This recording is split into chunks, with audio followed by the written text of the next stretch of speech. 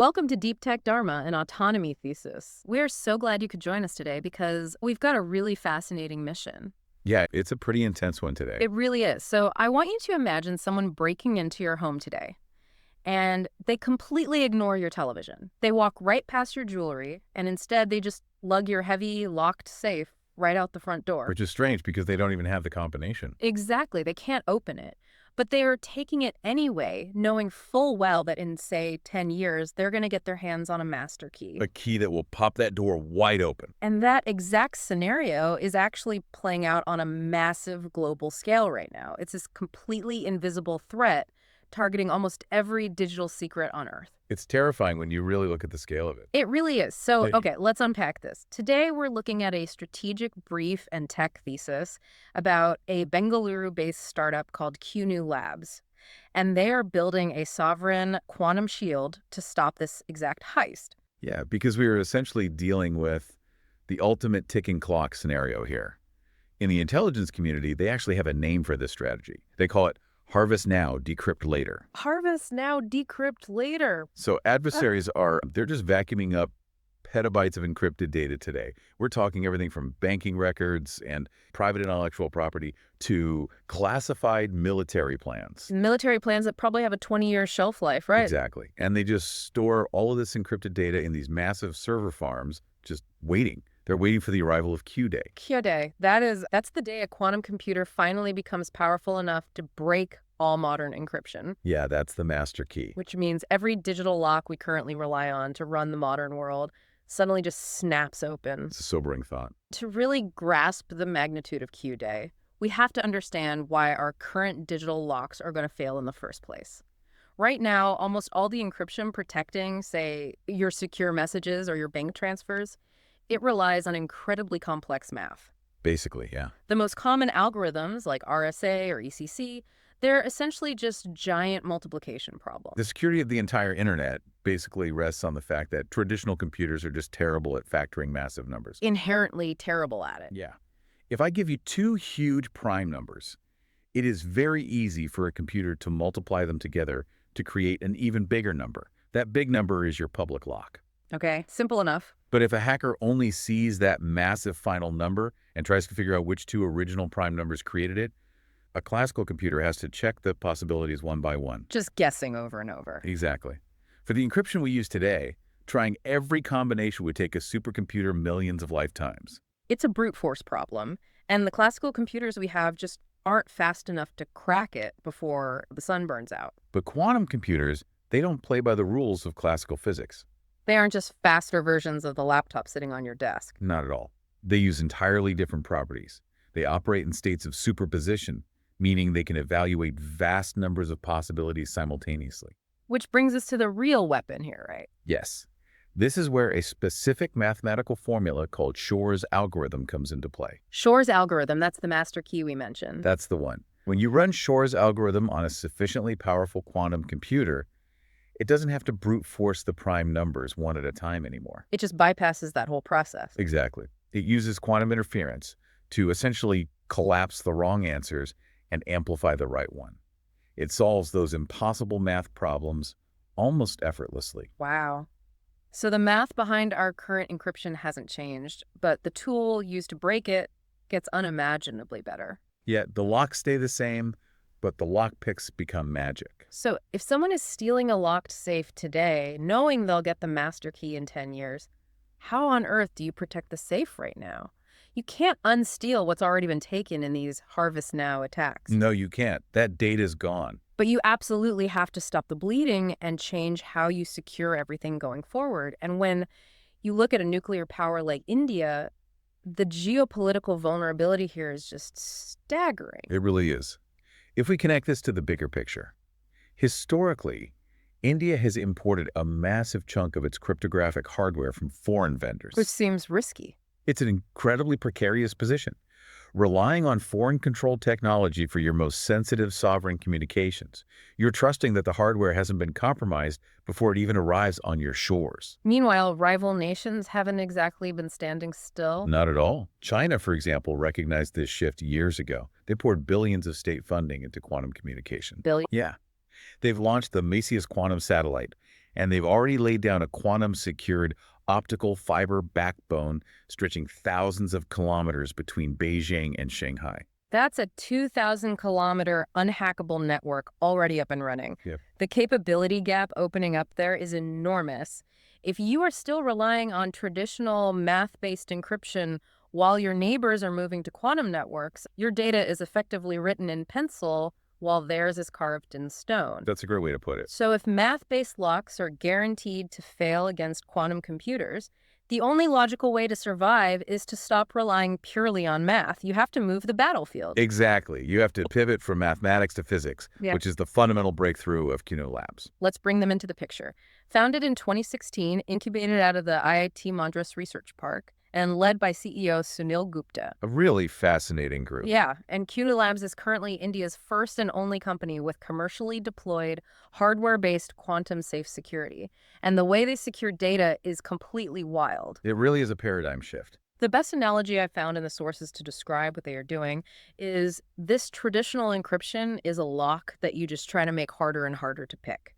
But what QNU is doing with quantum key distribution, or QKD, is building a lock that screams the moment anyone touches it. A screaming lock is the perfect way to visualize it. To understand why it screams, we really have to look at the core of their technology stack. Okay, let's get into it. They have a system they call ARMOS.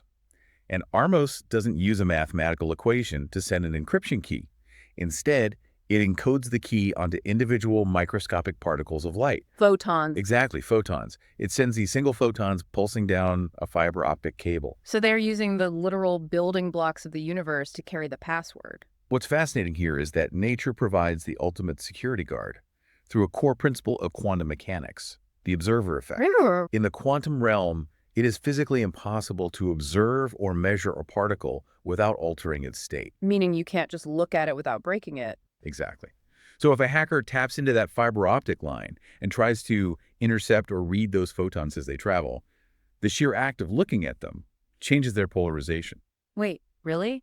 The eavesdropper's own gaze physically breaks the data? Yes. The system would instantly detect the interference because the error rate of the photon spikes. The moment that happens, ARMOS drops the compromised key, sounds the alarm, and generates a brand new one. That is incredible. Interception isn't just computationally hard. Nature itself makes it instantly detectable. The laws of physics make it impossible to do without getting caught. The security isn't based on an assumption about computing power anymore. It is guaranteed by the fundamental laws of the universe. Wow. But sending the key securely is only half the battle. You also have to ensure the key itself is completely unpredictable. Because if I can guess the password, I don't need to intercept it. Exactly. And this brings us to another major vulnerability in classical computing. Traditional computers cannot generate truly random numbers. Because computers are essentially highly complex calculators, they follow rules. They do what they're programmed to do. So when a computer gives you a quote-unquote random number, it is actually a pseudo-random number generated by an algorithm. Correct. And if a sophisticated adversary can figure out the algorithm and the starting conditions the computer used, they can predict that random number. Which means they can predict your encryption key. Yes. So to solve this, QNU built a quantum random number generator, or QRNG. They call it Tropos. Tropos? And instead of using a mathematical formula to guess a number, Tropos measures inherent quantum noise, like the microscopic phase fluctuations of a laser beam. Because quantum mechanics is fundamentally unpredictable. Right, exactly. It's probabilistic. These fluctuations are totally unpredictable at the subatomic level. So measuring them produces genuine, flawless randomness. So you combine the flawless randomness of Tropos with the uninterceptable photon delivery of ARMOS, and you have an incredibly robust hardware shield. The ultimate defense. But we also have to acknowledge that shooting single photons down physical fiber optic cables isn't going to work for everything. No, it definitely has its limits. You can't shoot a single photon to a moving Jeep over a wireless radio signal. Which is why the solution has to be a hybrid one.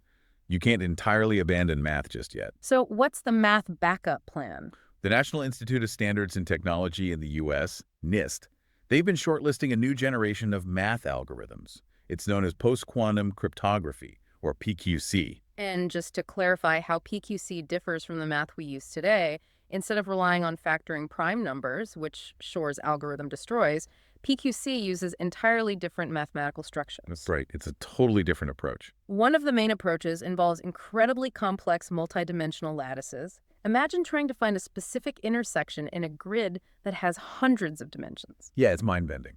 Even a quantum computer gets lost trying to navigate that kind of geometric complexity. Exactly. And the beauty of PQC is that it is entirely software-based.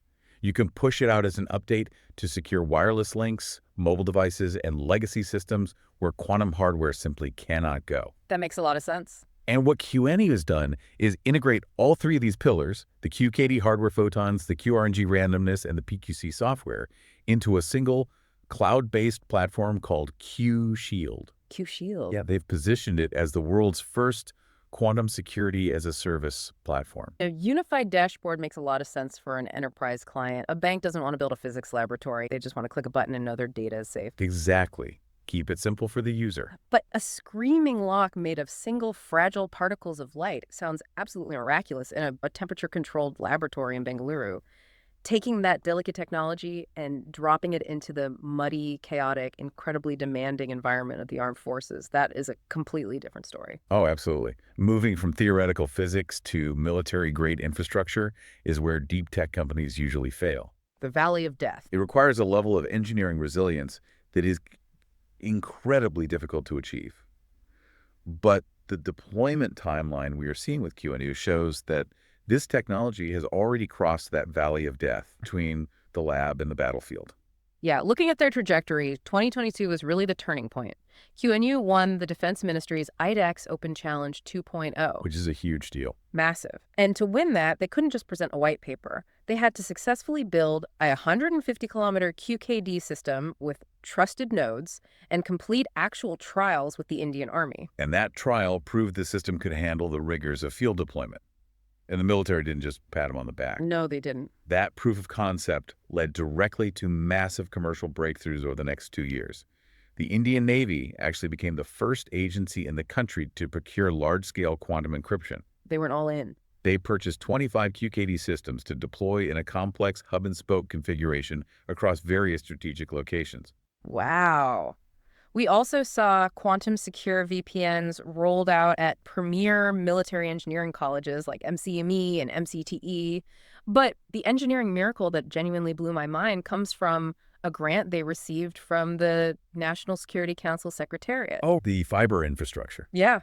QNO managed to build this massive military-grade quantum network over India's existing optical fiber infrastructure. That is the linchpin of their entire deployment strategy. They didn't even have to dig up the country to lay new cables. They didn't have to lay down specialized quote-unquote quantum lines. No, they used what was already there. They figured out how to shoot these incredibly delicate single photons down the dark fiber that was already buried under the streets. Which is crucial, because if a nation has to lay brand new dedicated fiber lines to build a quantum network, the cost is astronomically high, and deployment takes decades. Nobody has time for that right now.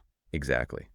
By proving they can utilize the existing telecommunications infrastructure, they fundamentally change the economics of national security. You can move at a pace that matches the urgency of the quantum threat. And that speed is so evident in the headline milestone they just hit in April 2026. A major accomplishment. Working under the National Quantum Mission, QNU Labs demonstrated a live 1,000-kilometer secure quantum communication network. They achieved this in under 3 years from the launch of the mission. And a 1,000-kilometer operational network means they aren't just doing point-to-point lab tests anymore. They're stringing together multiple nodes across vast distances. Putting them halfway to the national target of a 2,000-kilometer network. Exactly. And every time the military secures a communication line, it directly impacts the safety and economic stability of every citizen. But scaling military-grade hardware across 1,000 kilometers, that is fiercely expensive. Capital intensive, for sure. It requires immense capital, cutthroat business strategy, and navigating intense global skepticism. We have a team of roughly 118 employees in Bengaluru fighting to build infrastructure that rivals the multi-billion-dollar state apparatus of foreign governments. It is a massive David and Goliath scenario. The business engine behind this is just as critical as the quantum physics. Let's talk about that business engine. They have about 10 patents, and are pulling in roughly 40.5 crore rupees in annual revenue as of financial year 2025. Solid numbers. Yeah, and their total funding sits at about 20 million US dollars, but what really stands out is the nature of their investment. In April 2025, they raised a Series A round of 60 crore rupees. Which is roughly $7 million.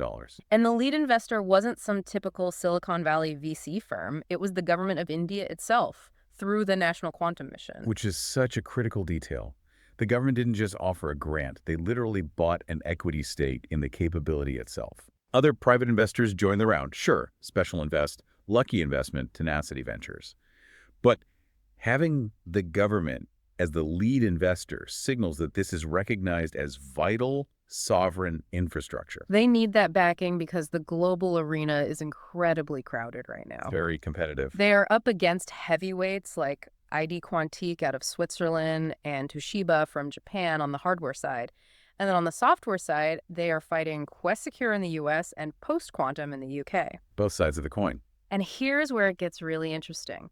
There is a serious ongoing debate in the cybersecurity world about which approach is actually best. Oh, absolutely. If I'm a chief technology officer looking at my security budget, I see that Western agencies, including the NSA, are actually highly skeptical of QKD hardware. They argue that PQC software updates are far more practical and cost-effective. Yeah, they pushed the software route. So is QKD just a solution looking for a problem? When a software update to PQC is so much cheaper, why buy the hardware? This raises an important question, and it is the most significant hurdle the QKD industry faces. And to be fair, the skepticism is rooted in genuine physical limitations. The physics get in the way. Because you are dealing with single fragile photons, the signal naturally degrades as it travels through fiber optic glass. Oh, okay. You can't just put a traditional signal amplifier on the line because amplifying a quantum signal counts as observing it, which breaks the key. Oh, because of the observer effect we talked about earlier, so the signal just dies after a certain distance. Exactly. With current fiber technology, you generally need a trusted relay node every 100 to 150 kilometers. Okay. At each node, the quantum state is briefly converted back to classical data, re-encrypted, and sent on its way. That means you have to physically secure a building every 150 kilometers, which is a massive logistical challenge. That sounds incredibly difficult to maintain. And satellite QKD, which solves the distance problem by shooting photons through the vacuum of space, is just ridiculously difficult. China leads in that with the MISHIS satellite, but India is still actively building toward that capability. Plus, defense procurement cycles are agonizingly slow, and quantum engineers are among the most heavily poached talent on the planet. The global talent war is real. If the broader market decides that PQC software is quote-unquote good enough, a purely hardware-focused QKD business could just collapse. That is the exact risk. Yeah. But QNU's genius strategic differentiator is that they anticipated this. They built a hedge against that risk by being one of the few companies globally offering the full stack. The hybrid approach. Exactly. They don't just sell the hardware. If a financial institution decides the logistics of QKD are too complex, QNU sells them the PQC software and the QRNG randomness through a SaaS model. Just layer it on. Yeah. And if a naval base demands the absolute physical security of photons, QNU provides the hardware. They provide layered defense. And they have something most theoretical quantum startups don't have: actual scars from the battlefield. Real military experience. Yeah, the defense-grade deployment experience they've gained working with the Indian military is a massive protective moat. Venture capital can buy you brilliant scientists, but it cannot buy you the institutional knowledge of making fragile photons survive in a real military deployment. Very true. And when you pull all these threads together, the physics, the military scaling, the government investment, you see a profound shift in strategic autonomy. How? There is a common phrase that data is the new oil. Sure. If we accept that, then encryption is the pipeline that protects and transports it. QNU Labs is ensuring that India owns its own pipeline before a quantum computer can compromise everyone else's. It's the ultimate playbook of a nation taking control of its destiny. We are seeing the government act as the demanding customer through the Navy and Army deployments. We are seeing them act as the grant maker through the innovation challenges. And we are seeing them act as the direct investor through the National Quantum Mission. Instead of hoping for geopolitical goodwill and scrambling to import security hardware from Switzerland or Japan, they are building sovereign, indigenous capability. Which is the only viable path forward.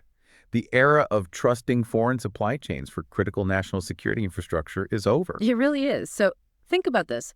Every piece of data you or your country encrypts today, your health records, your biometric data, your private conversations, it all might be completely exposed within a decade. It's a very real possibility. When Q Day arrives, who do you want holding the keys?